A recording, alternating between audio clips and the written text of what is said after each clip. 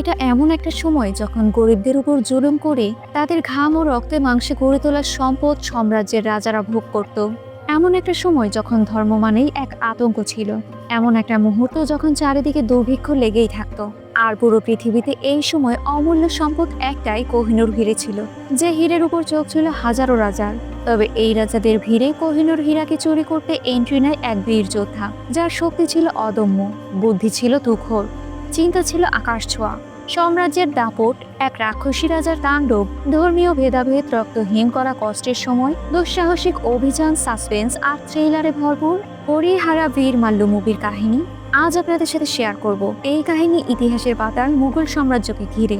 এই মুভিতে ধর্মীয় কিছু বিরোধিতা দেখানো হয়েছে। দয়া করে এই বিষয়টা এড়িয়ে মুভিটা আপনারা এনজয় করুন। জাতপাত ধর্মবর্ণ নির্বিশেষে আমরা সকলেই মানুষ, আর কোনো ধর্ম অন্য ধর্মকে কখনোই অসম্মান জানায় না। তাই মুভি এক্সপ্লেন করতে গিয়ে ধর্মীয় সংক্রান্ত কোনো কথায় আপনার মনক্ষুণ্ণ হলে দয়া করে ক্ষমাস্বরূপ দৃষ্টিতে দেখবেন। সো ভিউয়ার্স, জলদি জলদি সাবস্ক্রাইব করে নিন। তো চলুন বেশি কথা না বাড়িয়ে শুরু করা যাক আজকের মুভির এক্সপ্লেনেশন। গ্রামবাসীরা সকলে মিলে মাটি খননের সাহায্যে কিছু একটা খুঁজে বেড়াচ্ছে। সেখানে থাকা একটা বাচ্চা মাটির মধ্যে কালো ধরনের একটা পাথর পায়। তবে সেই পাথরটি পানি দিয়ে ধুয়ে ফেললে দেখা যায় পাথরটি একটা মূল্যবান পাথর। সে চিৎকার করে তার পাথরটি বাবাকে দেখায়। আশেপাশে থাকা সকল লোকেরাই এই পাথরটি নেয়ার জন্য ছেলের উপর আক্রমণ শুরু করে। চোখের পলকে গ্রামবাসীরা তাকে ঘিরে ধরে। পাথরটি নেয়ার জন্য টানাহিস্টা করতে শুরু করে। দূর থেকে তার বাবা এই বিষয়টি দেখে দৌড়ে সেই স্থানে চলে আসে। তবে এত ভিড় টপকে তার ছেলের কাছে যেতে পারে না। এই মুহূর্তে রাজার কর্মচারী এসে সকলকে সরিয়ে দিয়ে বাচ্চাটির গায়ে লাঠি দিয়ে আঘাত করে বাচ্চাটিকে সেখানেই ফেলে দেয়। লোকটি জানতে চায় এখানে কি হয়েছে। ছেলেটির হাত থেকে কেড়ে নেওয়া পাথরটি একজন লোক সেই রাজার কর্মচারীকে দেখায়। রাজার কর্মচারী সেই ব্যক্তিকে নিয়ে যায়। এদিকে ছোট্ট ছেলেটি আঘাত পেয়ে মৃতপ্রায় অবস্থায় পড়ে রয়েছে। রাজার কর্মচারী সেই ব্যক্তিকে রাজার কাছে নিয়ে গেলে ব্যক্তিটি সেই পাথরটি রাজার হাতে তুলে দেয়। রাজা দেখে খুশি হয়ে বলে, মাশাআল্লাহ, বড় পাথর তো এটা, মনে হচ্ছে 12 রোদের থেকে কম হবে না। দুপুরের সময় হয়ে এলে সকলে খাবার নিয়ে যায়। আসলে যে ব্যক্তি সেই পাথরটি রাজার হাতে তুলে দিয়েছিল তার জন্য স্পেশাল খাবার, আর বাকিদের জন্য একটা পানীয় ধরনের খাবার দেয়। সেই ছোট্ট বাচ্চাটি সেই ব্যক্তির উপর অনেক রাগ জমে রয়েছে। রাত হয়ে যায়। বাবা তার ছেলের শরীরে মলম লাগিয়ে দিচ্ছে। ছেলেটি কষ্টে কান্না করে বলে, পাথরটি তো আমি পেলাম, কিন্তু তার বিনিময়ে প্রাপ্ত খাবারটি অন্য কাউকে দিল কেন বাবা? বাবা বলে, আমাদের মতো গরিব মানুষেরা যেটা কষ্ট করে অর্জন করে সেই অর্জিত জিনিস চুরি করে রাজা বাদশারা। সেই জিনিস আবার রাজা বাদশাদের কাছ থেকেও শহরের ধনী ব্যক্তিরা হাতিয়ে নেয়। ছেলেটি বলে, তাহলে কি তাদের কাছ থেকেও কেউ মূল্যবান জিনিস হাতিয়ে নেয়? বাবা বলে, ওনাদের কাছ থেকেও এই পাপের মাসুল দেওয়ার জন্য সৃষ্টিকর্তা অবশ্যই কাউকে না কাউকে পাঠিয়ে দেয়। সে এসে এই সকল ব্যক্তিকে সঠিক শিক্ষা প্রদান করবে। রাতের বেলা প্রচন্ড ঝোড়ো হাওয়া এবং বন্যা বয়ে যাচ্ছে। গ্রামের বেড়িবাঁধ ভেঙে গিয়েছে। গ্রামবাসীরা কোনো মতে তাদের প্রাণ নিয়ে গ্রাম ছেড়ে কোনো নিরাপদ জায়গায় যাওয়ার চেষ্টা করছে। এই সময় পানির স্রোতের কারণে একজন মায়ের হাতে থাকা ঝুড়ি পানিতে ভেসে যায়। দেখা যায় সেই ঝুড়ির মধ্যে ছোট্ট একটি বাচ্চা রয়েছে। ঝুড়িটি ভাসতে ভাসতে অবশেষে একটা মন্দিরে পৌঁছায়। মন্দিরে আসা কিছু দর্শনার্থী একটি বাচ্চার কান্নার আওয়াজ পায়। বাচ্চাটির শরীরে রোদের তাপ সহ্য হচ্ছে না, তাই সে চিৎকার করেই যাচ্ছে। এই মুহূর্তে একটা ঈগল পাখি এসে বাচ্চাটিকে ছায়া দেয়। পাখিটিকে তার খেলার সাথে মনে করে বাচ্চাটি হাসতে শুরু করে। দুজন ব্যক্তি বাচ্চাটিকে উঠিয়ে বড় পূজারীর হাতে তুলে দেয়। পূজারীর স্ত্রী এই বাচ্চাটিকে দেখে খুব খুশি। সকলে মিলে মন্দিরে চলে যায়। পূজারী বাচ্চাটিকে কোলে করে মহাদেবের মন্দিরের ভেতরে গিয়ে ছেলেটির কুণ্ডলী বোঝার চেষ্টা করে। পণ্ডিত গুরুজি সকলকে উদ্দেশ্য করে বলে, সৃষ্টিকর্তা আমাদের জন্য এক আশীর্বাদ হিসেবে সকলের মাঝে পাঠিয়েছে। আগামী সময়ে এই ছেলেটি প্রজাদের বাঁচাতে রক্ষক হয়ে দাঁড়াবে। ন্যায় স্থাপনা করাই এর লক্ষ্য হবে। গুরুজির স্ত্রী বলে, তাহলে কি ও রাজা হবে? গুরুজি বলে, ও সেই সৈনিক হবে যে রাজার থেকেও উপরোক্ত সম্মান পাবে। এ অনেক শক্তিশালী ক্ষমতা সম্পন্ন হবে। আজ থেকে ওর নাম হরিহার বীর মাল্লু। পরবর্তীতে দেখা যায় রাজকীয় যুদ্ধ চলছে। অন্য দেশের রাজা অন্যায়ভাবে সেই দেশের রাজ্য দখল করে নেয়। পরাধীন রাজা নিরুপায় হয়ে বলে, অরঞ্জীব, তোমার পাপকর্মের জন্য দোজকের কথা স্মরণ করে ভয় পাও। তবে অরঞ্জীব এসব কিছু পাত্তা না দিয়ে সেই দেশের রাজাকে মেরে ফেলে। আগোরা পোর্টের এক মহলে রাজা রানীর সামনে তাদের সন্তানের পাঠানো একটা উপহারের বক্স ওপেন করা হয়। বক্স ওপেন করে দেখা যায় তার মধ্যে রাজার ছোট ছেলের মাথা কাটা রয়েছে। পরবর্তীতে রাজার হাতে শিকল বেঁধে তার বড় সন্তান অরঞ্জীব বলে, আজ থেকে এই হিন্দুস্তানের মাটিতে আমি আমার ধর্মের পতাকা স্থাপন করব। আসলে কোনো ধর্মই অন্য ধর্মকে অবমাননা কিংবা জোর জবরদস্তি করার শিক্ষা দেয়নি। ছবিটা শুধুমাত্র উপভোগ করবেন। এখানের ধর্মীয় বিরোধিতায় কেউ মূল্যমানিন্য হবেন না। বাবা বুঝতে পারে তার ছেলে মানুষরূপী রাক্ষসে পরিণত হয়েছে। সে নিজের ক্ষমতার জোরে পুরো দেশকে রাজত্ব করার জন্য নিজ ধর্মের অপব্যবহার করছে। তবে সৃষ্টিকর্তার ইচ্ছায় শয়তানকে শাস্তি দিতে অবশ্যই কাউকে না কাউকে তো পাঠাবেই এই দুনিয়াকে রক্ষা করার জন্য। বাবার এসব নেগেটিভ কথাবার্তায় অরঞ্জিত একটুও পাত্তা দেয় না। অন্যদিকে বন্দরে একজন ব্রোকার হিরে বিক্রি করার জন্য এক বিদেশির সাথে ডিল করছিল। পাশেই এক দিনমজুরি বলে ওঠে, দেখেছিস আমাদের দেশের সম্পত্তি কি করে বিদেশিরা লুটে নিয়ে যাচ্ছে। অন্য মজুরি বলে, এতটা সোজা নয় রে, ও এখান থেকে হিরে জহুরা কেন এক মুঠো মাটিও নিতে পারবে না। দেখবি ও সত্যিই আসবে। আচমকা আকাশের উপর একটা চিল ঘুরঘুর করতে থাকে। বিদেশি ব্যক্তি দ্রুত হিরেগুলো তার পোশাকের পকেটে রাখে। এরপর তাদের মূল সম্পত্তির আস্তানায় চলে যায়, যেখানে সোনা দানা হিরের কোনো কমতি ছিল না। সেই আস্তানায় হুট করে কেউ একজন বিদেশি বাহিনীর উপর হামলা করতে শুরু করে। মুভির নায়ক বীর মাল্লুর এন্ট্রি হয়। ব্রোকার বলে, নারিকেল দিয়ে ভোগ চড়িয়েছিলাম যাতে তুমি না আসো, কিন্তু এসেই পড়লে, তবে তুমি কিন্তু বেঁচে ফিরতে পারবে না। বড় সাহেব অনেক সৈনিক নিয়ে এসেছে, আর তুমি তো একা এসেছো। হরি বলে, খাবার খেতে যতই কবুতর একসাথে হোক না কেন, বাজ পাখি আসলে সব কবুতর কিন্তু উড়ে চলে যায়। শুরু হয়ে যায় ধাওয়া পাল্টা ধাওয়া। বিদেশি সৈনিকদের এক এক করে প্রতিহত করতে শুরু করে। অনেক সৈনিকরা হরিকে আটকানোর চেষ্টা করে, তবে সকলেই ব্যর্থ হয়ে যায়। হরি একা হাতে খুব সুন্দরভাবে সকলকে কুপকাত করে ফেলে। এরপর বিদেশের কাছ থেকে সেই হিরেগুলো নিয়ে নিচে থাকা পানির মধ্যে ঝাঁপ দেয়। অনেকক্ষণ পর সেই ব্রোকার অন্য একটি বাজারের মধ্যে থাকা দোকানে প্রবেশ করে। আসলে এটা বীরের দোকান। বীর হীরার প্যাকেটটা ব্রোকারের হাতে তুলে দেয়। ব্রোকার কিছু টাকার ব্যাগ বীরাকে দিয়ে দেয়, তবে বীর প্যাকেটটি ধরেই বলে, এই টাকায় তো হবে না। ব্রোকার বলে, না, এটা তোর কামাই না কিনেছিস, এটা তো চুরি করা জিনিস, তাই যা দিয়েছি তাই নিয়েই ভালো থাক। বীরা বলে, ওই কয়লার তুলনায় তো আপনি আমাকে বেশি টাকা দিয়ে ফেলেছেন। ব্রোকার ব্যাগ থেকে হিরে বের করলে দেখে এ তো হিরে নয়, এ তো কয়লা। ব্রোকার তো ফেসে যায়, তাই ডিল হওয়া কথা অনুযায়ী তাকে সমপরিমাণ হিরে দিয়ে দেওয়া হয়। কাজ শেষে বীরা দোকান থেকে বেরিয়ে পড়ে। দেখা যায় পেছনে কেউ একজন বীরাকে ফলো করছে। আচমকা তার গলায় ছুরি ধরা হয়। কিছু করার কারণ জিজ্ঞেস করলে ব্যক্তিটি বলে, আমার নাম মানিমানিক কাম। তোমার এসব হীরের কারবারি শুনে আমাদের ছোট্ট সরকার তোমাকে ডেকেছে। সংক্রান্তির দিনে একটু সময় করে ছোট্ট সাহেবের সাথে দেখা করে এসো। বীরা রাজি হয়ে যায়। পরবর্তীতে 3 রাজাকে আমরা দেখতে পাই, যাদের আলমগীর রাজা বৈঠকে ডেকেছে। 3 রাজা অপেক্ষা করছে। এর মধ্যেই আলমগীর রাজার ছেলে অরঞ্জিত সুলেমান সেখানে চলে এসে রাজার ফরমাইশকৃত একটা বার্তা তাদের পড়ায় শোনাতে শুরু করে। বার্তায় এমন ছিল, আলমগীর রাজার মুঘল সাম্রাজ্যের সকলকে তারই ধর্ম গ্রহণ করার জন্য সকলকেই দাওয়াত দেওয়া হচ্ছে। এ কথা শুনে 3 রাজা রেগে যায়। সুলেমান রাজাদের মোহর লাগিয়ে এই ধর্মকে গ্রহণ করার প্রস্তাব কবুল করতে বলে। রাজারা রেগে বলে ওঠে, আগে তোমার রাজা সাহেবকে বলো, আমাদের ভারতবর্ষে যে রয়েছে এখন পর্যন্ত যতটুকু শ্বাস নিচ্ছে তার মজুরি বাপ দাদার থেকেও উসুল করে যেন আমাদেরকে দেয়। রাজা নানা ধরনের কথা বলছে। এর মধ্যেই সুলেমান অরঞ্জিত তলোয়ার দিয়ে তার মাথা কেটে ফেলে। এর পর এক এক করে সেখানে থাকা 3 রাজাকেই মেরে ফেলে।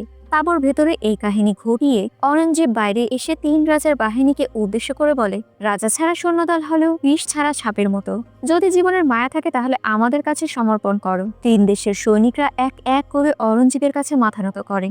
প্রায় 1 মাস পর রাজার দরবারে আজ খাবার বিতরণ করা হচ্ছে। 10 জন মেম্বারের 2টি পরিবারের জন্য 2 বস্তা ধান এবং 2 বস্তা প্রুশ দেওয়ার কথা বলে রাজার কর্মচারী। এ কথা শুনে পরিবার মাথা নিচু করে বলে, এইটুকু খাবারে আমাদের একটা পরিবারের পুরো বছরব্যাপীও খাবারের চাহিদা মেটাতে পারি না আমরা। কেউ মরে গেলে তার উদ্দেশ্যে সকলকে খাওয়ানোর জন্য আমাদের কাছে কোনো খাবারও থাকে না। আমাদের আরেকটি বস্তা বাড়িয়ে দিন সরকার, আমাদের সংসার এখন বড় হয়েছে, এইটুকু খাবারে আমরা কি করে চলবো বলুন। রাজা বলে, পরিবার বানাবে তোমরা আর দায়িত্ব নেব আমি। কিছু মাস তুমি আর তোমার স্ত্রীর পেটকে তো শান্ত রাখতে পারো, তাই না? একটা কাজ করতে পারো, আমাদের তরফ থেকে 3 পালোয়ান মাঠে নামবে, আর তোমাদের সমাজের লোক থেকে 15 জন তাদের সাথে লড়াই করবে। যদি তোমরা জিতে যাও তাহলে 5 বস্তা খাবার দেবে তোমাদের। এতেও যদি কম মনে হয় দরকার হয় আরো 15 বস্তা বাড়িয়ে দেবো। কথা যখন উঠেছে তোমাদের খেলতেই হবে। গরিব সম্প্রদায়ের লোকেরা টোটাল 14 জন ছিল। 15 জন বানাতে অবশেষে বাচ্চাটিকেও মাঠে নামায়। তবে এরা সারা বছর না খেতে পাওয়া মানুষ, এরা কি আর শাহী পালোয়ানদের বিরুদ্ধে লড়াই করতে পারবে? পালোয়ানের দলেরা তো খেটে খাওয়া মানুষদের এক তুড়িতেই ফেলে দিচ্ছে। এই মুহূর্তে মানিক কাম বীরাকে নিয়ে সেই স্থানে প্রবেশ করে। আসলে এই রাজাই বীরাকে রেখেছে। বর্তমান পরিস্থিতির সকল কাহিনী বীরা নিজের স্বচক্ষে দেখতে পায়। এক পর্যায়ে তো রাজা সকলকে বলেই ফেলে, এখান থেকে খাবার নিতে হলে আগে পালোয়ানদের সাথে লড়াই করতে হবে। আর যে জিতে যাবে তাকে 1 কিংবা 2 বস্তা নয়, পুরো খাবারের বস্তা ধরে দেয়া হবে। বীরা এসে বলে, তাহলে আমি খেলবো। রাজার বাহিনী বীরাকে চোখে চোখ না রেখে মাথা নিচু করে রাজার সাথে কথা বলতে বলে। বীরাও আপাতত চোখ নামিয়ে কথা বলে। আসলে এই রাজার বাবাই বীরাকে তার সাথে সাক্ষাৎকার করতেও বলেছিল। এদিকে পালোয়ানদের সাথে তো লড়াই করার সাহস হচ্ছে না সাধারণ জনগণের। বীরা বলে, নিজেদের হকের জিনিসের জন্য তোমরা চোখ করে কেন আছো? চলো একসাথে বাঘের মতো লড়াই করি। তবে কারো সাহস হচ্ছিল না অমন শক্তিশালী দেহে পালোয়ানদের সাথে লড়াই করার। তাই বীরা বলে, 3 জন হোক কিংবা 15 জন, প্রয়োজন হলে সব পালোয়ানকে একসাথে আমার সাথে লড়াই করতে বলো। আমি একাই সকলকে মাটির সাথে মিশিয়ে দেব। শুরু হয়ে যায় সাধারণ মানুষ আর এতগুলো পালোয়ানের মধ্যে লড়াই। বীরা একাই সকলের সাথে খুব সুন্দর করে লড়াই করে যাচ্ছে। আর দূর থেকে রাজার মহলে থাকা পঞ্চমী নামের একটা সুন্দরী মেয়ে এই সব কিছু দেখছে। এমন ধামাকাদার মারামারি দেখতেই যেন এত বছর অধীর আগ্রহে সকলে বসেছিল। অবশেষে বীরার জয় হয়। সকল সাধারণ জনগণ যেন মনের মধ্যে অন্যরকম শান্তি অনুভব করছে। রাজা নিজেই খুশি হয়ে হাততালি দিয়ে 50,000 টাকার বস্তার খাবার বীরাকে নিয়ে যেতে বলে। বীরা বলে, ফসল বিক্রি করার জন্য নয়, খাবারের জন্য। এই খাবারের বস্তা এই সাধারণ জনগণের জন্য বিলিয়ে দিন। রাজা বলে, তুমি কি চাও? বীরা বলে, রাজার সাথে চোখে চোখ রেখে কথা বলতে চাই। শুধুমাত্র আমি একা নই, এখানকার সকলেই। কারণ মালিকের শুধু পাই নয়, বরং চেহারাও রয়েছে, এটা তো সকলেই জানা দরকার, তাই না? সকলকে পারমিশন দেয়া হয়। আর এই প্রথমবার রাজার চোখে চোখ রেখে সাধারণ জনগণ মাথা উঁচু করে রাজার সামনে দাঁড়িয়ে রয়েছে। যাই হোক, বীরার কাজে রাজা খুব খুশি। আর এই রাজার পাশে দাঁড়ানো পঞ্চমী মেয়েটাও বীরার দিকে একভাবে মুচকি হেসে তাকিয়ে রয়েছে। সন্ধ্যাবেলায় নৃত্যের অনুষ্ঠান করা হচ্ছে। বীরা একভাবে পঞ্চমীকে দেখেই যাচ্ছে। মানিকাম বুঝে যায় তাদের ছোট মালকিনকে বীরা একটু অন্য নজরেই দেখছে। এই বিষয়টা নিয়ে মানিকাম বোঝায় এসব যেন বীরা না করে। তবে বোঝানোর আগে পাখির ফুরুত দেখা যায় বীরা পঞ্চমীর কাছে চলে এসেছে। বীরা বলে, আমাকে চাও? একভাবে অতক্ষণ ধরে দেখছিলে কেন? যতক্ষণ কেউ কাউকে পছন্দ করে তাকিয়ে থাকে। পঞ্চমী আবারও একভাবে বীরার দিকে তাকিয়ে রয়েছে। এই মুহূর্তে রাজা পঞ্চমীকে খুঁজতে খুঁজতে সেই দিকেই চলে আসে। পঞ্চমী বীরাকে দ্রুত সেখান থেকে সরে যেতে বলে। রাজা এসে বলে, এতক্ষণ ধরে ডেকে যাচ্ছিলাম, কথা কি শুনতে পাস না? পঞ্চমী বলে, তোতা পাখির সাথে কথা বলছিলাম। রাজা পঞ্চমীর গলা চেপে ধরে বলে, এসব ছেলে মানুষই আমার কাছে চলবে না। আমাকে বিয়ে করবি, সেই জন্য এখন পর্যন্ত তোমাকে স্পর্শ করিনি। আমি যেখানেই থাকবো তুমি আমার সাথেই থাকবে। পাশে বড় রানী বলে, আমি বুঝিয়ে বলছি, আপনি ওকে ছেড়ে দিন। রাজা চলে গেলে মহারানী বলে, পঞ্চমী, হয় পালিয়ে যাও, না হয় মানিয়ে নাও। এছাড়া আর অন্য কোনো রাস্তা নেই। বড় রানী চলে যায়। বীরা এসে বলে, ভেবেছিলাম ছোট বোন অথবা মেয়ে হবে, কিন্তু বুঝতে পারিনি যাকে চাই তাকে বলতে পারবো না। পঞ্চমী বলে, আমি অনাথ দেবদাসের মধ্যে বড় হয়েছি। একদিন মন্দিরের মধ্যে আমাকে নাচতে দেখে রাজা সাহেব কিনে নেয়। এসব কিছু আমি আর সহ্য করতে পারছি না। আমাকে সাহায্য করবে? আমাকে এখান থেকে অনেক দূরে নিয়ে চলে যাবে। বীর তাকে ওয়াদা করে যে তাকে সে সাহায্য করবে। যাই হোক, বড় রাজা তার ছেলে এবং তাদের কাজের কথা বলছে। বড় সাহেব বলে, কুতুব নদীর তীরের খনিতে কষ্ট আর মেহনত সব আমাদের, তবে ফল কুতুব সাহার। শুধুমাত্র ছোট হিরে পেলে সেটা আমাদের, আর বড় হিরে পেলে নিজ দায়িত্বে কুতুব শাহকে সেই হিরে সমর্পণ করতে হয়। আমরা সুলতানকে হিরে দেওয়ার জন্য কালকে বেরিয়ে পড়ব। তুমি মধ্য রাস্তায় ওই হিরেগুলো চুরি করে সুরাট বাজারে আমাদের মানুষের হাতে তুলে দেবে। বীরা বলে, আমাকে তার বদলে 2টো হিরে দিতে হবে। একটা হিরে বিক্রি করলে আগামী 5 বছর পর্যন্ত এখানকার মানুষ ক্ষুধার্ত থাকবে না। বড় রাজা বলে, আমি যা শুনেছি ঠিক শুনেছি। তুমি নিজের জন্য নয়, মানুষের জন্য চুরি করো। ছোট রাজা বলে, মানুষরূপী রাক্ষসকে দেখেছো? এই কাজে কিন্তু বিপদ রয়েছে, তোমার প্রাণের ক্ষতি হতে পারে। বীরা বলে, যে কাজে বিপদ নেই সেই কাজ আমার জন্য নয়, আর যেই কাজে প্রাণের ভয় নেই সেই কাজ করে মজাই বা কি আছে বলুন। পরবর্তীতে একটা বাজারের মধ্যে এক ব্যক্তি খেলার মাধ্যমে সকলকে টাকা জেতার সুযোগ করে দিচ্ছে। তাই সকলেই টাকাবাজি ধরে। খেলার এক পর্যায়ে সকলের টাকা একজন ব্যক্তি পেয়ে যায়, যার জন্য সেখানকার এক ব্যক্তি বলে, ওরা দুজন মিলেই সকলের চোখে ধুলো দিচ্ছে। এ কথা শুনে তারা দুজনে এমনভাবে ঝগড়া শুরু করে দেয়, মনে হয় যেন তারা জন্ম জন্মান্তরের শত্রু। যা দেখে সেখানকার মানুষ বুঝে যায়। আর যাই হোক, এরা কখনো একসাথে কাজ করতে পারে না। তাই সাধারণ জনগণ যে যার মতো বাড়ি চলে গেলে খেলোয়াড় তার ব্যাগপত্র গুছানোর সময় হঠাৎ একটা তাবিজ দেখতে পায়। কিছুক্ষণ পর সেই তাবিজটি একটু আগে ঝগড়া হওয়া ব্যক্তিটি অর্থাৎ অবন্যাকে দেয়। তবে অবন্যা বুঝতে পারে এটা কোনো তাবিজ নয়, বরং এটার মধ্যে কিছু রয়েছে। চিঠি খোলার পর দেখা যায় সেখানে চিঠির মধ্যে লেখা রয়েছে, এভাবে ধোঁকাবাজি করে আর কতদিন চলবে? আমি যদি কিছু শেখাই তাহলে কেমন হয়? পান্নাডুতে আমার সাথে দেখা করো। আমার নাম বীরা মাল্লু। অপরদিকে জেলখানায় এক ব্যক্তির কাছে কিছু খাবার পাঠানো হয়। লোকটি খাবার খাওয়া শুরু করলে তার গলায় কিছু আটকে যায়। দেখা যায় সেই তাবিজ। যে তাবিজের মধ্যে থাকা চিঠিতে লেখা রয়েছে সবাইকে চকমা দিতে থাকবে, এভাবে আর কতদিন বিছান না, নাকি মাঝে সাঝে চমৎকার কিছু করবে। তাকেও অ্যাড্রেস দিয়ে দেয়, তবে জেলখানা থেকে বের হবে কি করে সে সুযোগও বীরমাল্য করে দিয়েছে। এরপর এক পালোয়ানকেও ঠিক একইভাবে তাবিজ দেয়া হয়। দুই ভাই আর বিছানা একই স্থানে চলে আসে। এরা আবার মামা ভাগিনা। এতদিন পর একে অপরের সাথে দেখা করে তো খুব খুশি হয়ে যায়। মামু বলে, অবন্যা আর সুবর্ণা তাই তো? আসলে এরা দুই ভাই। কিছুক্ষণ পর পালোয়ান ব্যক্তি সে স্থানে চলে আসে। সকলেই বীর মাল্লুর অপেক্ষায় রয়েছে। হঠাৎ করেই গাছে ঝুলন্ত একটা চিঠি দেখতে পায়, যে চিঠিতে সামনের দরজার ছবি অঙ্কিত রয়েছে। দরজা অনুসরণ করে ভেতরে প্রবেশ করলে টেবিল ভর্তি খাবার দেখা যায়। বীর বলে, এসব খাবার আপনাদের জন্য আনা হয়েছে, নিন আপনারা খাবার খেতে শুরু করুন। সকলের পছন্দের খাবারই রান্না করা হয়েছে। খুব মজা করে সকলেই খাবার গ্রহণ করে। সুবর্ণা বলে, এখন আমাদের বলুন কেন ডেকেছেন? বীর রাজার সাথে ডিল হওয়া চুরির ঘটনা খুলে বলে, আর সাথে সাথে পঞ্চমীকেও ওই মহল থেকে ছাড়িয়ে নেয়ার ব্যবস্থার কথা বলে। 2 রাত যাওয়ার পর সকলেই সরর নগরে পৌঁছে যাবে। ওই মুহূর্তেই আক্রমণ করে হীরার সাথে মেয়েটিকেও নিয়ে আসতে হবে। অবন্যা বলে, কিন্তু হিরে দিয়ে মেয়েকে নিয়ে যাব, এটা রাজা মেনে নেবে? আরে কে বলেছে হিরে দেবে? আমি তো শুধু বলেছি হিরে চুরি করার কথা। 2 দিন জার্নির পর সকলেই সরর নগরে চলে আসে। সুযোগ বুঝে অবন্যা সুবর্ণা সেই নগরে প্রবেশ করে। গাড়ির চাকায় কিছু একটা লাগিয়ে দেয়। এদিকে পঞ্চমীর চোখ যেন বীর মাল্লুকে খুঁজে বেড়াচ্ছে, আর বীরমাল্য সেখানে হাজির। অমনি পঞ্চমী তাকে জড়িয়ে ধরে বলে, চলো এখান থেকে অনেক দূরে পালিয়ে যাই। বীরমাল্য বলে, তুমি জানো আমি কে? আমি বীরমাল্য। এরপর তুমি যাবে আমার সাথে? নাম শুনে পঞ্চমী কিছুটা আতঙ্কিত হয়ে বলে, এখানে সকলেই আমাকে নর্তকীর চোখে দেখে, কিন্তু তুমি কখনো আমাকে সেই নজরে দেখোনি। তুমি যেখানেই যাবে আমাকে সাথে নিয়ে যাও, আমি আর কিছু ভাববো না। তুমি শুধুমাত্র এখান থেকে আমাকে মুক্তি দাও। এর মধ্যে রাজা আর তার চামচা মানিকান চলে আসে। পঞ্চমী পর্দার আড়ালে রয়েছে। রাজা চুরির ব্যাপারে জিজ্ঞেস করে। বীরা তার প্ল্যানিং বলে যে আজ রাত 2টো বাজতে চুরির কাজ শুরু হয়ে যাবে। আর সুযোগের সদ্ব্যবহার করে পঞ্চমীর সাথেও একটু রোমান্টিকতা মেতে ওঠে। পঞ্চমীও পালানোর কথায় মানসিকভাবে প্রস্তুতি নিয়ে নেয়। শুরু হয়ে যায় নাচ গান, যেখানে নায়ক নায়িকাও তাদের ভালোবাসার কিছু মুহূর্ত কাটায়। এত আনন্দ ফুর্তির মাঝে পানির মধ্যে ঘুমের ওষুধ মিশিয়ে সৈন্যদলকে দেয়াতে অনেক সৈন্যদল শারীরিকভাবে অনেকটা ক্লান্ত হয়ে পড়েছে। এদিকে হিরে চোরের জন্য সকল ব্যবস্থাপনা করা হয়েছে। এর মধ্যে গোপন গুপ্তচরের মাধ্যমে সংবাদ আসে, বন্দরে যে হিরে চোরে হয়েছিল সেই চোর আমাদের মধ্যেই আবার উপস্থিত হয়েছে। তাই সকলকেই সাবধান হয়ে যেতে বলা হয়। এই জন্য আমরা আরো বাহিনীকে এখানে আসতে বলেছি। রাজাও এখন টেনশনে পড়ে যায়। এত বাহিনীর মধ্যে হিরে চুরি করা তো সম্ভব নয়, তাই না? সঠিক সময় আসলে রাজা এবং ভিন দেশের সেনাপতি হিরে নিয়ে বেরিয়ে পড়ে। পথ চলতে চলতে তারা 4 মিনারের কাছে পৌঁছে যায়। রাজা এখনো বীরমাল্যুর অপেক্ষা করছে। এদিকে মিনার থেকে বের হয়ে ছুরির সাহায্যে আগুন লাগিয়ে চাকায় লাগিয়ে দেয়া হয়। গাড়িতে আগুন ধরে যায়। সকল সেনাপতিরা থমকে রয়েছে। দূর থেকে মামা ভাগিনেরা গোলাবারুদ ছুড়ে মারছে। পালোয়ান তার তীরের মাধ্যমে সকলকে প্রতিহত করছে। বীর হাতের রশ্মির সাহায্যে সৈন্যবাহিনীর পিস্তল নিয়ে যাচ্ছে। এবার চলন্ত একটা ঘোড়ায় উঠে হিরে সেই গাড়ির কাছে গিয়ে ঘোড়াগুলোকে ছাড়িয়ে দেয়। গাড়ির নিচের অংশ থেকে হিরের গোপন ঘরের মধ্যে প্রবেশ করে বক্সটি সজোরে আঘাত করে ওপেন করে।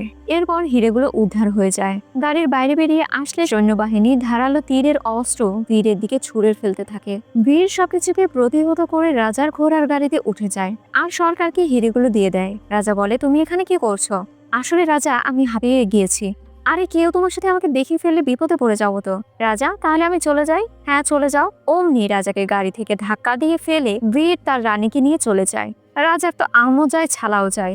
গাড়ি নিয়ে কিছু দূর সামনে যেতেই বিদেশি এক পালোয়ানের ধাক্কায় গাড়ির গতিবেগ হারিয়ে ফেলে। পঞ্চমী নিচে পড়ে যায়। বীরা সিস্টেমের গাড়িকে সৈন্যবাহিনীর উপর ফেলে দেয়। এরপর সেই পালোয়ানকে আচ্ছা মতো ধোলাই করে আর সুযোগ বুঝে বীরার লোকেরাও পালাতে শুরু করে। ততক্ষণে বীরাও পঞ্চমীর হাত ধরে আশেপাশের অলিগলি থেকে পালানোর চেষ্টা করছে। বীর ছাদে গিয়ে সিটি বাজাতেই একটা সাদা ঘোড়া সামনে চলে আসে। বীর পঞ্চমীকে নিয়ে এক ছাদ থেকে অন্য ছাদে লাফ দেয়। এরপর পঞ্চমীকে ঘোড়ার উপর বসিয়ে দেয়। পঞ্চমী হীরার ব্যাগ দিয়ে আঘাত করলে ছাদের পাশে থাকা বীর আচমকা আঘাতে ছাদ থেকে নিচে পড়ে যায়। পঞ্চমী ঘোড়া নিয়ে আর হীরা নিয়ে পালিয়ে যায়, আর বীর সৈন্যদলের হাতে আটকা পড়ে যায়। সিন চলে যায় গোলকোন্ডায়। রাজার দরবারে বীরাকে হাজির করা হয়েছে। বীরা খুব তৃষ্ণার্ত। যেই পানি খেতে যাবে অমনি যেন বাঘের গর্জন শোনা যায়। বেরিয়ে আসে কুতুব রাজা আর তার পোষা বাঘ। রাজা বলে, এখন পর্যন্ত আমার জিনিস চুরি করে কেউ বাঁচতে পারেনি। শুনেছি তুমি ধন সম্পত্তি চুরি করে সাধারণ জনগণের মাঝে বিতরণ করো। বীরা বলে, সকল সম্পত্তি তো প্রজাদেরই হক, তাই না? রাজা বলে, তোমার চুরির কাজের জন্য 4 মিনারে তোমাকে শেষ করে দিতাম। শুধু জীবিত রাখা হয়েছে কেন জানো? এই কোহিনূর হীরার জন্য। আমাদের অঞ্চলের এবং বংশের সম্মানজনক পদক হচ্ছে কোহিনূর হীরা। বংশ পরম্পরায় আমরা এই হীরাকে সংরক্ষণ করে আসছি। তবে হুট করেই আমাদের কাছ থেকে কোহিনূর হীরাটি চুরি হয়ে যায়। আজ সেই কোহিনূর হীরা শাহজাহান বা দিল্লিতে রয়েছে। তুমি ওই হীরাটি আমাদের এনে দিতে পারলে হীরের খনি তোমাকে দেয়া হবে। তোমার কখনো চুরি করার প্রয়োজনই হবে না। বর্তমানে হীরাটি লাল কেল্লায় মোগল দরবার আলমগীর ঔরঙ্গজেবের কাছে রয়েছে। তোমাকে তাদের কাছ থেকে হীরাটি চুরি করতে হবে। এই হচ্ছে গুলফাম খান, আমার গুপ্তচর। লাল কেল্লার প্রতিটা অলিগলি সে চেনে। মনে রাখবে, চুরি করতে গিয়ে ধরা পড়লে ঔরঙ্গজেব রাজার কাছে মরতে হবে, আর খালি হাতে ফিরে আসলে আমাদের হাতে মরতে হবে। আর যদি হিরে নিয়ে পালানোর চেষ্টা করো তাহলে আমাদের লোকের হাতে। এই মুহূর্তে ভীরা বলে, কেউ আমার একটা চুল বাঁকা করতে পারবে না। রাজা রেগে যায়, তাই বাঘ ও গর্জন করে ওঠে। তবে ভীরা রাগী চোখে বাঘের দিকে ইশারা করে শান্ত হতে বলে। নিমিষেই বাঘ শান্ত হয়ে যায়, যা দেখে সকলেই চমকে যায়। ভীরা বলে, আপনি প্রতি বছর আমাদের এলাকায় ভোগ চড়াতেন। তখন থেকেই আপনার প্রতি অন্যরকম একটা শ্রদ্ধা রয়েছে আমার। এটা যদি আপনার দেশের সম্মান হয় তাহলে আমি সেই কোহিনূর হীরা অবশ্যই ফিরিয়ে দেব। এরপর তারা সকলেই কাজের উদ্দেশ্যে বেরিয়ে পড়ে। আজ রাস্তায় মহারাজার খাস লোক আবদুল্লার সাথে গুপ্তচরের দেখা করে। ভীরা বলে, আমার শক্তিশালী নয়, বুদ্ধিশীল ব্যক্তিদের দরকার। আমার সাথে আমার লোকেরা যাবে। সিন পরিবর্তিত হয়। এরা 4 জন মৃত বীরার কথা মনে করে কষ্টের সাথে লাল পানি খাচ্ছে। হঠাৎ করে মামার সামনে কালা ভূত দেখতে পেয়ে চিৎকার করে ওঠে। ভীরা গিয়ে কষিয়ে একটা চর লাগিয়ে বলে, আমি এখনো বেঁচে আছি। এই 4 জন আর রাজার চামচা, এদের সকলকে নিয়ে পরবর্তী মিশনের জন্য তারা বেরিয়ে পড়ে। এই খবর শত্রুপক্ষের দলের কাছে পৌঁছে গিয়েছে। তারা ভীরা টিমের উপর নজর রাখছে। ভীরা তার লোকজন নিয়ে সামনের দিকে এগিয়ে যাচ্ছে। আকাশে এক ঝাঁক পাখি উড়ে যাচ্ছে। ভীরা চারিদিকের পরিবেশটা অনুভব করতে শুরু করে। ঘোড়াটাও থেমে গিয়েছে। ভীরা রাজার কর্মচারী গোলফার্মকে বলে, আমার মনে হয় আমাদের এখান থেকে যাওয়া ঠিক হবে না। আমাদের উচিত পাহাড়ের সাইডে না যাওয়া। গুলফাম বলে, তোমার কথা শুনলে আমাদের গন্তব্যস্থলে পৌঁছাতে অনেক দেরি হয়ে যাবে। তাই এসব কথা না দিয়ে চলো আমরা এগিয়ে পড়ি। কিছু দূর যেতেই পাহাড়ি রাস্তার উপর থেকে বড় বড় পাথর পড়তে শুরু করে। গুলফাম ঘোড়া থেকে নিচে ঝুলে পড়ে। ঘোড়া তার গতিবেগে চলেছে, গুলফাম ঝুলন্ত অবস্থায় রয়েছে। ভীরা অনেক কষ্টে গুলফামকে বাঁচিয়ে তার ঘোড়ার উপরে উঠিয়ে নেয়। এক পর্যায়ে তারা সকলে থেমে যায়। গুলফাম মনে করে এই রাস্তায় বিপদ আছে। এই বিষয়টা ভীরা কি করে বুঝতে পারলো। আবার অনেকটা পথ জার্নি করতে করতে রাত হয়ে যায়। জঙ্গলের একটি স্থানে সকলেই বিশ্রাম নিচ্ছে। সকলেই ঘুমিয়ে গেলে ভীরা এবং গুলফাম জেগে রয়েছে। এই সময় কিছু জঙ্গলি নেকড়ে তাদের দিকে ধেয়ে আসে। গুলফাম তাদের দিকে গুলি মারতে চায়, তবে ভীরা গুলফামের হাত থেকে বন্দুক নিয়ে জঙ্গলে ছুড়ে মারে। এর মধ্যে নেকড়েগুলো আরো কাছাকাছি চলে আসে। ভীরা নেকড়েগুলোর চোখে চোখ রেখে একভাবে তাকিয়ে থাকে। অবশেষে নেকড়েগুলো শান্ত হয়ে সেই স্থান থেকে চলে যায়। মানিকাম বলে, ভীরা, তুমি ওদের চোখে তাকিয়ে কি করেছো যে ওরা চুপচাপ চলে গেল? ভীরা বলে, কথা বলেছি ওদের সাথে। পরদিন সকালে ভীরা আবারও রওনা করে। পথিমধ্যে একটি জনবসতিপূর্ণ স্থানে থেমে যায়, যেখানে ফিরে সেই পেঁচানো লাল ওড়নাটা ঝুলন্ত অবস্থায় দেখতে পায়। ওড়নার ব্যাপারে দোকানে চাচিকে জিজ্ঞেস করলে চাচি বলে, 2 দিন আগে খুব সুন্দর দেখতে একটি মেয়ে এসেছিল, এই ওড়নাটা রেখে গিয়েছে। সামনেই রেবা বাজারের দিকে মেয়েটা গিয়েছে। ওখানে সকল মানুষ চোরের জিনিস বিক্রি করতে যায়। ওইখানে চোরেদের আড্ডা হয়। বেচারা মেয়েটা চোরেদের মধ্যে ফেসে যাবে, পারলে মেয়েটাকে গিয়ে বাঁচাও। দেখা যায় আমাদের পঞ্চমী তার রূপের ঝলক দেখিয়ে চোর বাজারে আগুন লাগিয়ে দিচ্ছে, আর তার রূপের আগুনে সকলেই জ্বলে পুড়ে ছারখার হয়ে যাচ্ছে। তবে সামনেই 10 নম্বর মহাবিপদ সংকেত। না, এই বিপদের হাত থেকে তো বাঁচা সম্ভব নয়, কারণ এতক্ষণে হীরার মালিক তার হাতে হীরার ব্যাগ নিয়ে নিয়েছে। পঞ্চমী বলে, আমার মতো দেবদাসীদের বাঁচানোর জন্য অনেক সম্পত্তির প্রয়োজন। এজন্য ভাবলাম তোমার সাথে প্রেমের নাটক করে এই হীরেগুলো নিয়ে দেবদাসীদের মুক্ত করি। তার মানে ভালোবাসা নিয়ে নাটক করেছো? এখন চলো আমার সাথে। তুমি নাটক করলেও আমার ভালোবাসা তো সত্যি ছিল। বাধ্য হয়ে পঞ্চমী বীরার সাথে রওনা করে। অনেকটা পথ যাওয়ার পর ছোট্ট একটা বাচ্চা তাদের পথ আটকায়। বীরা জিজ্ঞেস করে কি হয়েছে। বাচ্চাটা ইশারায় বোঝায় তার পানি খেতে ইচ্ছে করছে। বীরা পানির পাত্রটি ছেলেটির কাছে দিয়ে দেয়। ছেলেটি দৌড়ে তার এলাকায় নিয়ে চলে যায়। এরপর তার মায়ের হাতে তুলে দেয়। পানির পাত্র দেখে সকল বাচ্চারা ভিড় জমিয়েছে। টানাটানির এক পর্যায়ে বাচ্চা ছেলেটির হাত থেকে পানির পাত্রটি পড়ে যায়। মা তাকে বকতে শুরু করে। বীরা এসে তার মাকে শান্ত হতে বলে। এক চাচা এসে বলে, মনে হচ্ছে তুমি এখানে প্রথমবার এসেছো বাবা। আসলে আমাদের এলাকায় এমন দুর্ভিক্ষের অভাব 600 বছরের মধ্যেও দেখা যায়নি। বীরা তার সঙ্গীদের ইশারা করে, অমনি সঙ্গীরা তাদের কাছে থাকা সকল খাবার এবং পানীয় তাদের মধ্যে বিতরণ করে দেয়। অনেকদিন পর সকলেই খুব তৃপ্তি সহকারে খাবার খাচ্ছে। বীরা চলে যাওয়ার আগে বাচ্চাটির মা বলে, আমাদের এখানে পানির অভাব, তাই আমরা ফসল উৎপাদন করতে পারছি না, কিন্তু আপনি এসে আমাদের পানি এবং অন্নদান করেছেন। আমি সৃষ্টিকর্তার কাছে প্রার্থনা করি আপনি যেই কাজে যাচ্ছেন তাতে সফলতা পাবেন।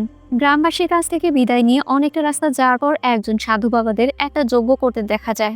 আসলে বহুকাল বৃষ্টি হয় না তো, তাই সাধু বাবারা এবং পণ্ডিত মশাইরা এই যজ্ঞ করছে। মুঘল রাজাদের লোকেরা বীরা এবং তার দলকে খুঁজে বেড়াচ্ছে। তবে হঠাৎ করে এই সাধু বাবা আর পণ্ডিতদের পুজো করতে দেখে তারা রেগে যায়, কারণ মোগল সাম্রাজ্যের অরঙ্গজেব বলেছে তাদের এলাকায় যেন কোনো ধরনের কোনো পুজো না হয়। সৈনিকদের দেখে সকল সাধারণ মানুষ পালাতে শুরু করে। দূর থেকে গুলফাম বলে, ও হচ্ছে ওসমান খান, নিশ্চিত আমাদের জন্য এসেছে। এখানে থাকা আমাদের জন্য বিপজ্জনক হয়ে দাঁড়াবে, চলো এখান থেকে চলে যাই। বীরা সকলকে থামতে বলে। একটা তীর নিয়ে তার কোমরে থাকা বেল্টের সাহায্যে ঘর্ষণের মাধ্যমে আগুন ধরিয়ে জঙ্গল এরিয়ায় ছুড়ে ফেলে, যার কারণে পুরো জঙ্গলে আগুন লেগে যায়। এই কাহিনী দেখে শত্রুপক্ষ পুড়ে মরার ভয়ে সেই স্থান থেকে পালিয়ে যায়। তবে গুলফাম আর তার লোকেরা টেনশনে পড়ে যায়, কারণ জঙ্গলে আগুন ধরলে তো অবশ্যই তাদেরকেও মরতে হবে। পণ্ডিতরা তাদের পুজোর কাজ চালিয়ে যাচ্ছে। গুলফাম বলতে থাকে, বাঁচার জন্য আগুন ধরিয়েছ, কিন্তু আমাদের তো সেই আগুনেই মরতে হবে। এর মধ্যে মেঘের গর্জনের আওয়াজ হয়ে বৃষ্টি নেমে আসে। এতগুলো দিন পর বৃষ্টি নেমেছে, সকলেই আনন্দ মেতে উঠেছে। এক সাধু বাবা বীরার কাছে এসে তার কাজের অনেক প্রশংসা করে আর তাকে আশীর্বাদ করে। কিছুক্ষণ পর গুলফাম বীরাকে জিজ্ঞেস করে, সত্যি করে বলো তুমি কে? পাহাড়ে আমাকে বাঁচিয়েছ, বৃষ্টি হওয়ার কথা তুমি কি করে জানলে? নেকড়েদের হাত থেকে তুমি কি করে বাঁচালে সকলকে? আর ওই মহিষীরা তোমাকে আশীর্বাদ করলো কেন? আসলে তুমি বন্দর থেকে হিরে চোরে করেছো, যাতে করে সরকারের নজর তোমার উপর পড়ে। এরপর সরকারের সাথে সমঝোতা করলে যাতে করে নবাবের চোখ পড়ে। আমরা তো ভেবেছিলাম আমরা তোমাকে নিয়ে যাচ্ছি দিল্লির উদ্দেশ্যে, কিন্তু আসলে তুমি আমাদের সাথে করে নিয়ে যাচ্ছ দিল্লির উদ্দেশ্যে। একটা সাধারণ চোরের পক্ষে এত কিছু করা কোনোভাবেই সম্ভব নয়। বীরা বলতে শুরু করে, অতীতে দেখা যায় মন্দিরে অরঙ্গজেবের লোকেরা হামলা করেছে আর দেবদেবীদের নিয়ে কটাক্ষ করে কথা বলছে, সাধারণ জনগণের সকল খাবার পুড়িয়ে দেয়। এরপর এই অত্যাচার থেকে মুক্তি পাওয়ার জন্য হিন্দু সম্প্রদায়কে রাজার ধর্ম গ্রহণ করতে বলে। বীরা ঠিক সেই মুহূর্তে এসে তলোয়ার দিয়ে সকলকে দুভাগে বিভক্ত করে দেয়। এই খবর রাজার দরবারে পৌঁছে যায়। রাজা বলে, ও কোনো সাধারণ মানুষ নয়, ও এত শিক্ষা পেল কোথা থেকে? রাজার কর্মচারী বলে, অনেক শিক্ষা এক গুরুকুলের 5 জনের কাছ থেকে নিয়েছে, তাদের সাথে আমরা নিজেরাও পেরে উঠছি না। এই শিক্ষা প্রদান করা হচ্ছে মন্দিরে। আমরা যখনই ওই মন্দিরের ক্ষতি করতে যাই, সামনেই বীরা চলে আসে। তাই রাজা সিদ্ধান্ত নেয় এসব কিছু সে শেষ করে দেবে। রাতের বেলা মন্দিরের সকল কাজকর্ম শেষে পুরোহিত বুঝতে পারে বড় ধরনের কোনো বিপদ ঘটতে যাচ্ছে। দ্রুত পুরোহিত মন্দিরে থাকা সকল মহিলা এবং পুরুষকে গোপন রাস্তা দিয়ে মন্দিরের লুকানো একটা ঘরের মধ্যে আটকে রাখে। এর মধ্যেই এক গর্ভবতী মহিলাও ছিল। সে তার স্বামীকে শেষবারের মতো দেখে নেয়। সকলেই চুপটি করে লুকানো স্থানে বসে রয়েছে। শত্রুপক্ষের দল মন্দিরে ঢুকে পড়েছে। টোটাল 5 জন ব্যক্তি শত্রুপক্ষের বিরুদ্ধে সামনে রুখে দাঁড়ায়। রাজার লোকেরা সকল পুরোহিতদের নিয়ে সে স্থানে আগুন ধরিয়ে দিয়ে চলে যায়। পরদিন সকালে অরঙ্গজেব আচমকা এসে ছুরি দিয়ে বড় পুরোহিতের গলায় আঘাত করতে যায়। তবে পুরোহিতের চেহারা দেখে অরঙ্গজেব বলে, মৃত্যু এত কাছ থেকে দেখেও তোমার ভয় লাগছে না? পুরোহিত বলে, মৃত্যুতে আমার কোনো ভয় নেই, কারণ যতদিন আমার বীরা জীবিত রয়েছে ততদিন আমার এই বিদ্যা সব স্থানে ও ছড়িয়ে দেবে। অরঙ্গজেব বলে, তার মানে তোমাকে মেরে তো কোনো লাভ নেই, তাই তো? সাথীগণ, সব স্থানে হুঁশিয়ারি জারি করো। ধর্মগুরু আমাদের কবলে রয়েছে, দেখি তাকে বাঁচাতে বীরা আসে কিনা। ওই বীরাকে মারার পর আমি একে শেষ করে দেব। বর্তমানে বীরা বলে, আমি আমার গুরুকে বাঁচাতে দিল্লি যাচ্ছি। আপনাদের কোহিনূর হীরা আর আমার গুরু। গুলফাম বলে, আলমগীরের কেল্লায় তোমার গুরু আর লাল কেল্লায় কোহিনূর হীরা, দুইটা একসাথে উদ্ধার করা সম্ভব নয়। এ ব্যাপারে চেষ্টা করলে আমাদের প্রাণও যেতে পারে। তবে তোমার মুখে সত্যিটা জানার পর যদি এখন আমাদের প্রাণও চলে যায়, তাও আমরা আফসোস করব না। সবাই বীরার সাথে যাওয়ার জন্য রাজি হয়ে যায়। এরপরে যেতে হবে চেকপোস্টে। আব্দুল্লাহ আর 2 জন লোকের সাথে করে বীরাকে নিয়ে যাওয়ার কথা বলে। গুলফাম হুঁশিয়ারি করে জানিয়ে দেয় সে যে বীরা, এই কথা যেন কেউ না জানতে পারে, আর বাকি সকলে অন্য রাস্তা দিয়ে দিল্লি পৌঁছে যাবে। পঞ্চমী বীরাকে বলে, তুমি তো চলে যাচ্ছ, কিন্তু আমার ভয় লাগছে। আমাদের দুজনের দেখা আবার হবে তো? আমি এত বড় ভুল করার পরেও তুমি আমার হাত ছাড়োনি। আমি তোমার সাথে আবারও সাক্ষাৎকার করতে চাই। আমি সারা জীবন তোমার সাথেই থাকতে চাই। বীরা পঞ্চমীর চোখের পানি মুছে দিয়ে সেই স্থান থেকে চলে যায়। পরবর্তীতে সকলেই মুঘল চেকপোস্টে চলে আসে। মকবুল হচ্ছে এখানকার রক্ষক, ওর অত্যাচারের কোনো সীমা নেই। মকবুলের চোখ আমাদের উপর পড়ার আগেই এখান থেকে চলে যেতে হবে, না হলে কল্লা কেটে ঝুলিয়ে রাখবে সে। হিন্দু আর মুসলিমদের প্রবেশের জন্য 2টি ভিন্ন রাস্তা করা হয়েছে এখানে। মুসলিম সম্প্রদায়কে খুব সুন্দরভাবে প্রবেশ করতে দিলেও হিন্দু সম্প্রদায়ের খুব অত্যাচারের মাধ্যমে সেই চেকপোস্ট পার করা হচ্ছে। কারো ব্যাগে মূর্তি পেলেই তার উপর নির্মম অত্যাচার করা হয়। ধর্মীয় গ্রন্থাগার পেলে সেই ব্যক্তিদের শেষ করে দেওয়া হয়। সেই স্থান থেকে একজন গর্ভবতী মহিলা প্রবেশ করে। কর্মচারী আচমকা ঘোড়া নিয়ে তাকে ভয় দেখানোর চেষ্টা করেন। বীরা ঘোড়াকে শান্ত করে তাদের যেতে দেওয়ার সুযোগ করে দেয়। এই কাহিনী দেখে একা মেয়ে মুচকি হেসে ওঠে। এদিকে কারো কাছে কোনো মূর্তি পেলে তা গলিয়ে ফেলা হচ্ছে, বাদ্যযন্ত্র পেলে পুড়িয়ে ফেলা হচ্ছে। এত অন্যায় অবিচার বীরা সহ্য করতে পারছিল না। কিছুক্ষণ পর ওই মেয়েটির কাছে থাকা একটা বক্সের মূর্তি পেয়ে যায় তারা। এক কর্মচারী তার বাবাকে ইচ্ছে মতো ধুলাই করতে শুরু করে। মেয়েটি তার বাবাকে বাঁচানোর চেষ্টা করে। এক পর্যায়ে তো সেই গর্ভবতী মহিলার উপরও হামলা করে বসে। এই কাহিনী দেখে মুসলিম পরিবাররাও এগিয়ে আসতে চাইলে তাদেরকেও রাজার কর্মীরা আঘাত করতে শুরু করে। এতটাই নিষ্ঠুর কর্মী যে গর্ভবতী মহিলার পেটে পা দিয়ে আঘাত করে। ধৈর্যের আর সীমা রইল না, এসে ধুমধাম পেটানো শুরু হয়ে যায়। সকল সৈন্যদল বীরাকে শেষ করতে এগিয়ে আসে, আর বীরা একাই লড়ে যাচ্ছে। এর মধ্যে ছুরির আঘাতপ্রাপ্ত হয় বীরা। তারপরও নিজের শেষটুকু দিয়ে হলেও সকলের বিরুদ্ধে লড়াই করে যাচ্ছে। ছোট্ট বাচ্চা মেয়েটি চিৎকার করে বলে, সৃষ্টিকর্তা বলেছে বাঁচতে হলে সাহসের সাথে বাঁচো। একা একজন ব্যক্তি এদের বিরুদ্ধে লড়ে যাচ্ছে, আর তোমরা ভয় কিনা দেখেই চলেছ। নিজের ধর্ম আর জাতির জন্য এভাবে বেঁচে থাকা মানে তো মৃত্যুর সমান। মেয়েটির কথায় সেখানে থাকা হিন্দু মুসলিম সকলেই এই বাহিনীর উপর আক্রমণ করে বসে। অবশেষে কয়েকজন সৈন্যরা প্রাণের ভয় সেখান থেকে পালিয়ে যায়। বন্দী থাকা ব্যক্তিদের সকলকে বীরা মুক্ত করে ফেলে। মেয়েটি বলে, আমি আপনার জন্য প্রতিদিন প্রার্থনা করব। আপাতত এই স্থানটা স্বাধীন হয়ে যায়। মুভির সম্পূর্ণ কাহিনী দেখতে হলে আমাদের দ্বিতীয় পার্ট রিলিজ হওয়া পর্যন্ত অপেক্ষা করতে হবে। আর আমি আবারও বলছি, এই ভিডিওতে শুধুমাত্র মুভির কাহিনী তুলে ধরা হয়েছে।